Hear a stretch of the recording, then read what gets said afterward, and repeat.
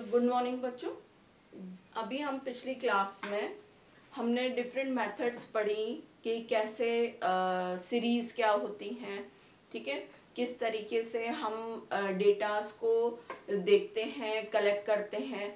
अब जो है वो इसमें कुछ क्वेश्चंस हैं, इनके क्वेश्चंस मैंने प्रैक्टिकल में भी, बायोस्टैटिस्टिक्स जो तुम्हारा प्रैक्टिकल का पार्ट है उसमें कुछ क्वेश्चंस मैंने दिए हुए हैं। तो अब जैसे जो उसमें क्वेश्चंस आए हैं, अभी तो तुम लोगों को वो पीडीएफ भेज दी थी, ठीक है, तो उसी से तुम लोगों ने क्वेश्चन लिखे हैं। अब इनको समझना कि वो क्वेश्चंस का मतलब क्या है, ठीक है। तो हम जो इसमें अभी जो देख रहे थे कि रिप्रेजेंटेशन, ग्राफिकल रिप्रेजेंटेशन, ये जो इसका था कि हमने एक्सक्लूसिव और इंक्लूसिव प्रकार क्लास इंटरवल पढ़ लिया था। हमने एक तरीके से कि देखा कि जो डेटास होते हैं उनकी 3 सीरीज होती हैं, इंडिविजुअल सीरीज, डिस्क्रीट सीरीज और क्लास इंटरवल सीरीज, ठीक है। अब इसमें कुछ वेज होती हैं, जैसे टेली बार्स, नाम सुना होगा अगर 12th में पढ़ा हो तो। टेली बार्स या मिलान रेखाएं, तो कई बार क्वेश्चन आता है कि आपको क्वेश्चन दे दिया इनकी टेली बार्स बनाओ, तो टेली बार्स जो होती हैं या मिलान रेखाएं होती हैं, जैसे ये एग्जांपल है, जैसे इसमें दे दिया वेट इन केजी, 20 से 30 किलोग्राम का वेट के जो स्टूडेंट्स हैं वो 4 हैं, 30 से 40 के 7 स्टूडेंट हैं, 40 से 50 के वेट के बीच में 13 स्टूडेंट हैं और 50 से 60 वेट वाले 5 स्टूडेंट हैं जो इसके बीच आते हैं। अब इनकी बनानी है हमें टेली बार्स।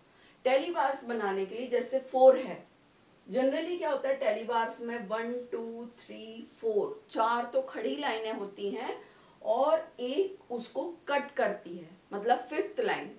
तो जैसे 4 है तो 1 2 3 4, इसकी टेली बार ये हो गई। टेली बार हम बना रहे हैं फ्रीक्वेंसी की, आवृत्ति की, जो रिपीटेशन हो रहा है।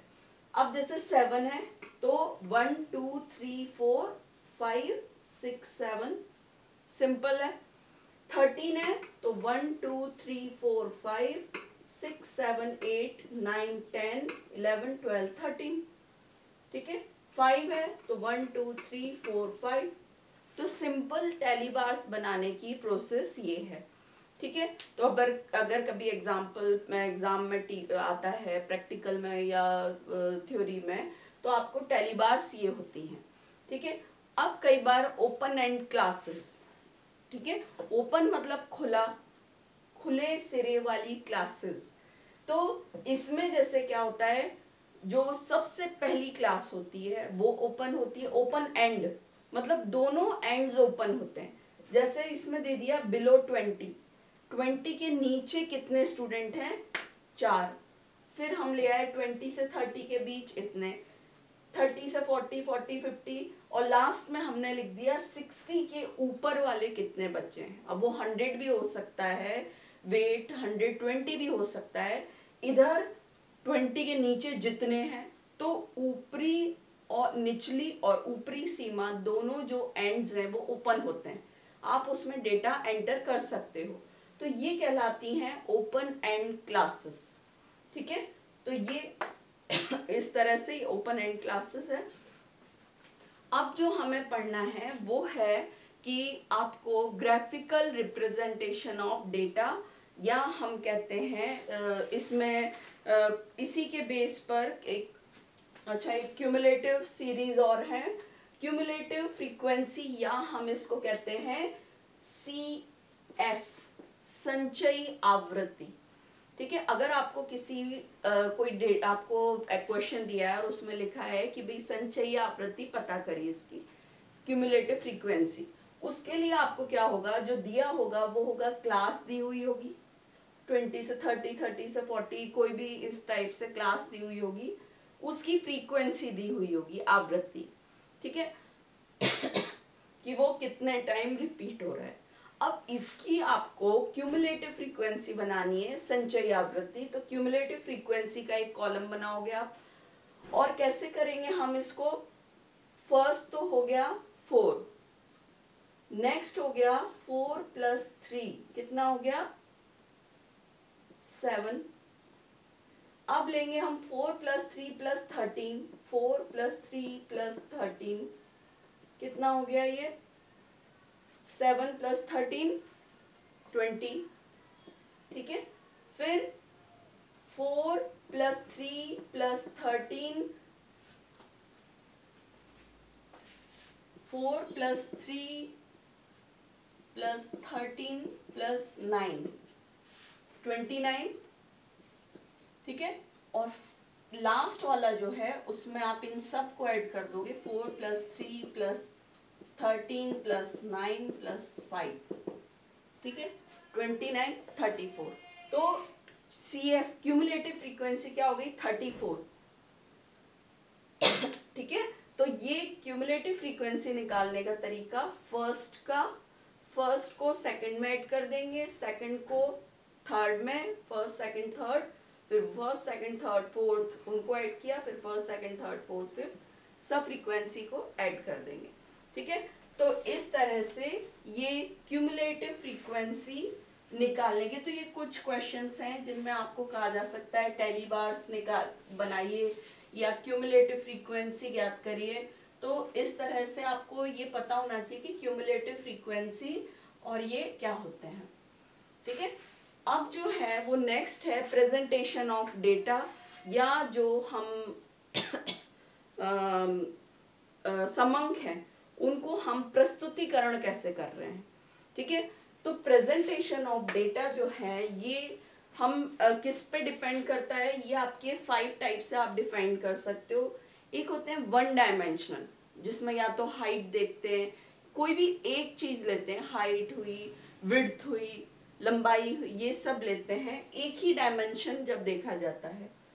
सेकंड होता है 2 डायमेंशनल, ठीक है, 2 डायमेंशनल रिप्रेजेंटेशन ऑफ डेटा, जहां पे उसकी, या हम इसको कह सकते हैं सरफेस डायग्राम, सरफेस डायग्राम, सतही डायग्राम, या हम इसको एरिया डायग्राम भी कहते हैं, कि लंबाई के साथ साथ हमने चौड़ाई भी देखी।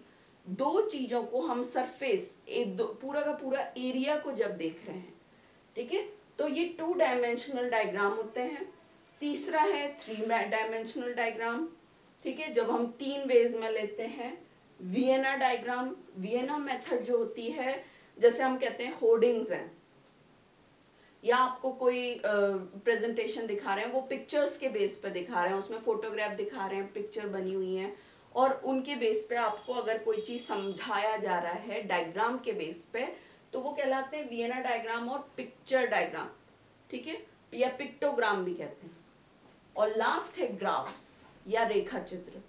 ये ग्राफ टाइम के बेस पर भी हो सकते हैं या फ्रीक्वेंसी के बेस पे भी हो सकते हैं, ठीक है। तो ये जो है डेटास को आप 1 dimensional data, 2 dimensional, 3 dimensional, Vienna और ग्राफ, ये इतने वेज होते हैं, उनके थ्रू आप डेटास को प्रेजेंट कर सकते हो।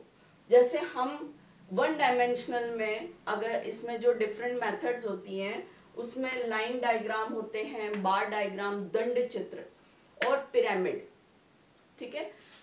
लाइन डायग्राम, बार डायग्राम जो होते हैं वो सिंपल बार डायग्राम, डबल बार डायग्राम, ट्रिपल, मल्टीपल, सब डिवाइडेड, परसेंटेज, डिओ डायरेक्शनल, इतने टाइप के बार डायग्राम्स होते हैं, ठीक है। तो हम जैसे पहला पढ़ेंगे, फर्स्ट है लाइन डायग्राम, ठीक है। लाइन डायग्राम में अगर हम देखते हैं, लाइन मतलब नाम से ही क्लियर है, लाइन मतलब क्या हुआ कि एक सिंपल लाइन। तो इसमें मान लो आपको दिया हुआ है नंबर ऑफ सैंपल्स, ठीक है, नंबर ऑफ सैंपल हमने 1 2 3 4 5, ठीक है। और इसमें दे दिया आपको दूसरी जो इसमें चीज है वो है नंबर ऑफ एनिमल्स, मान लो पैरामीशियम, तो 15 20 40 30 60। ये क्या है कि आपको एक सैंपल, मान लो जैसे पॉन्ड है, उसमें कह दिया कि आपको पैरामीशियम का नंबर पता करना है, तो आपने पानी का एक थोड़ा सा सैंपल लिया, तो फर्स्ट सैंपल जो था पानी का, उसमें 15 पैरामीशियम निकले, सेकंड सैंपल में 20, थर्ड में 40, फोर्थ में 30, फिफ्थ में 60। तो इनको आप लाइन डायग्राम के थ्रू कैसे शो करोगे? ठीक है, तो इसमें क्या होता है कि आप ये जो सैंपल है इसको आप कैसे करोगे? ये हो गया सैंपल्स को तो आपने शो कर दिया यहाँ 1 2 3 4 5, ठीक है, 6 7 और बढ़ा सकते हैं। और यहाँ पर हमने 0 10 20 15 20 25 30 इस तरह करके हम लिखते गए। ठीक है, अब आपको अगर देखना है फर्स्ट सैंपल में 15 पैरामीशियम निकले तो फर्स्ट सैंपल में ये लाइन बन गई। ठीक है, सेकेंड सैंपल में 20 तो आपने 20 तक लाइन बना दी। थर्ड सैंपल में 40 तो आपने 40 तक लाइन बना दी। ये कहलाते हैं लाइन डायग्राम। ठीक है, अब जो हम कहते हैं बार डायग्राम, बार डायग्राम में क्या होता है, इस टाइप के बार्स या दंड बन जाते हैं। ठीक है, तो जो सिंपल बार डायग्राम है उसमें क्या होता है, ये देखो एक ये बार्स बन जाते हैं, बार्स के फॉर्म में आप शो कर देते हो। ठीक है, ये बार्स या दंड कहलाते हैं। जब आपको ये सिंपल बार डायग्राम हो गया, डबल बार डायग्राम मतलब अब आपने क्या है कि यहाँ पर आपको एनिमल पैरामीशियम दे दिया, पैरामीशियम 15 आए थे। अब इसी के साथ में अगर ये दे दिया जाए नंबर ऑफ वर्टिसिला या युग्लिना, युग्लिना के नंबर भी अगर दिए जाते हैं, नंबर ऑफ युग्लिना, ठीक है, वो आपको दे दिया 10 12 10 9 15 6। अब आपको सैंपल तो एक ही है, उसमें आपने पैरामीशियम भी देखा और युग्लिना भी देखा।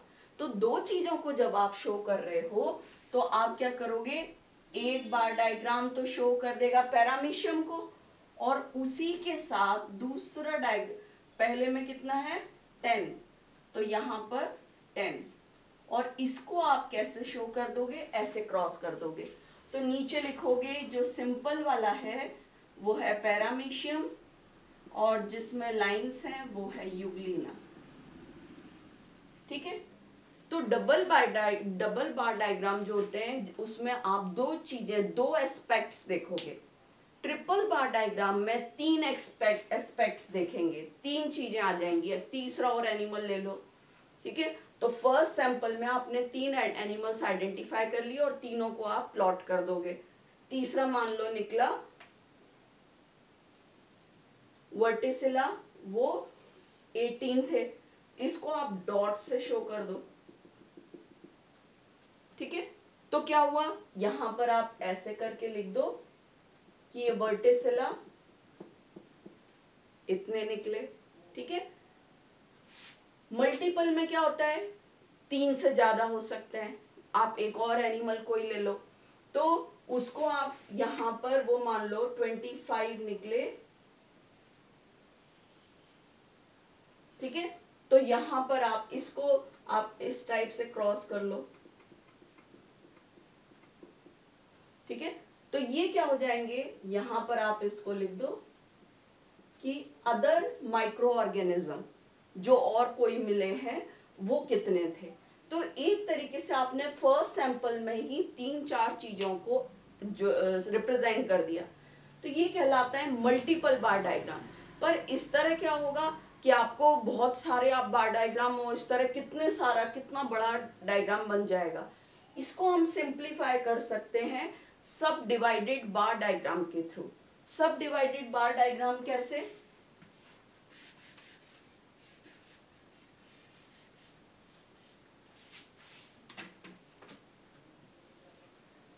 फर्स्ट जो था पैरामीशियम, पैरामीशियम है 15, तो आप क्या करोगे 15 पर ये हो गया पैरामीशियम। युग्लिना जो है वो है 10। ठीक है, और युग्लिना को हमने ऐसे शो किया है तो हम ये शो कर देंगे युग्लिना।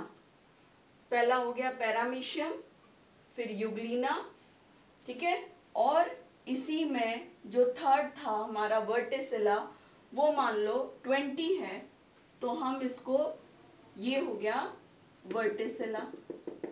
मतलब एक ही बार डायग्राम को हम चारों चीजों को अलग अलग डिवाइड करके बता देंगे, और मान लो जो अदर निकले हैं वो है 30, तो ये आपका हो गया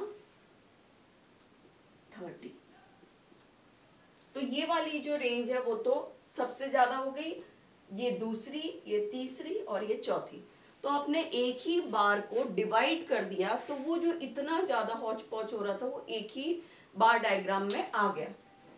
ठीक है, परसेंटेज बार डायग्राम, परसेंटेज में क्या होता है कि कोई चीज आपको जितने परसेंटेज दिए तो परसेंटेज आप लिख दोगे यहाँ, और सैंपल आपने लिख दिया। मान लो फर्स्ट सैंपल में 5% पैरामीशियम निकले हैं तो आप 5%, मतलब यहाँ पर जो आपको डेटा दिया होगा वो परसेंटेज के फॉर्म में दिया होगा, और आपको उसके अकॉर्डिंग ही सैंपल्स को आइडेंटिफाई करना है।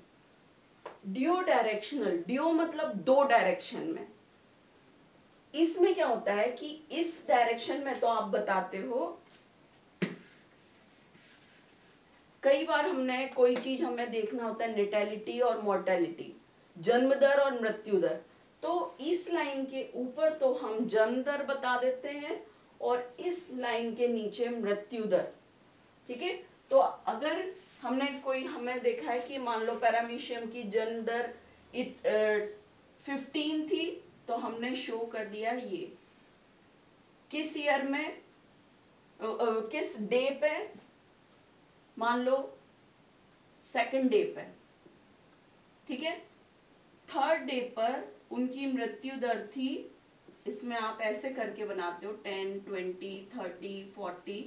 तो ऊपर तो हो गई जन्म दर और नीचे हो गई मृत्यु दर, नेटेलिटी और मोर्टेलिटी।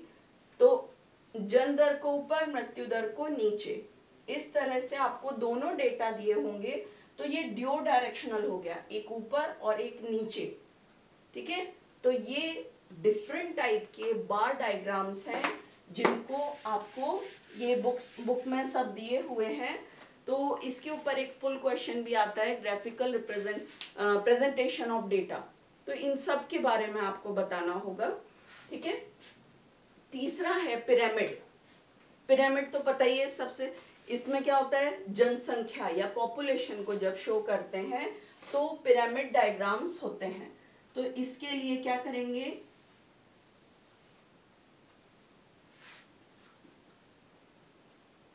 पिरामिड के लिए एक इमेजिनरी लाइन हो गई। ठीक है, और यहां पर हम आयु वर्ग 0, 10, 20, 30, 40, 50, 60 ये ले लिया। ठीक है, ये 0 शो करेंगे, और यहां पर हम सैकड़ों में 2, 4 इस साइड ले लेंगे मेल्स और इस साइड ले लेंगे फीमेल्स, 6, 8, 10, 2, 4, 6, 8, 10। ठीक है, तो 0 से 10 एज वाले कितने हंड्रेड्स फीमेल है, मेल है, और फीमेल्स कितनी है, मान लो 45, सैकड़ों में, ये हम सैकड़े में बता रहे हैं। फिर 10 से 20 वाली कितनी है, सबसे ज्यादा अगर देखा जाए तो ये जो एज होती है 0 से 10 वाली सबसे ज्यादा होती है। फिर उससे कम होती है 10 से 20, फिर उससे कम, तो और इस तरह करते करते तो ये पिरामिड के शेप का बन जाता है, जो जनसंख्या का रहता है। क्योंकि सबसे ज्यादा एज 0 से 10 वाले बच्चों की होती है, फिर मोर्टेलिटी रेट बढ़ती जाती है, तो ये एक पिरामिड डायग्राम बनेगा। ठीक है, तो ये लाइन, बार और पिरामिड डायग्राम 1 डायमेंशनल के हो गए। 2 डायमेंशनल में हम पाई चार्ट, इसका एक एग्जांपल है। डायग्राम ध्यान होंगे कि आप क्या करते हो, मान लो आपको दे दिया ये सेंटर हो गया। ठीक है, और डायग्राम देखे होंगे ना कि इतना पार्ट जो है ये पूरा 360 डिग्री हो गया, तो इसका इतना पार्ट में मान लो एक केरल में ही वीट का प्रोडक्शन, आपको वीट का, राइस का और बार्ले का प्रोडक्शन दिखाना है और पाई डायग्राम के थ्रू।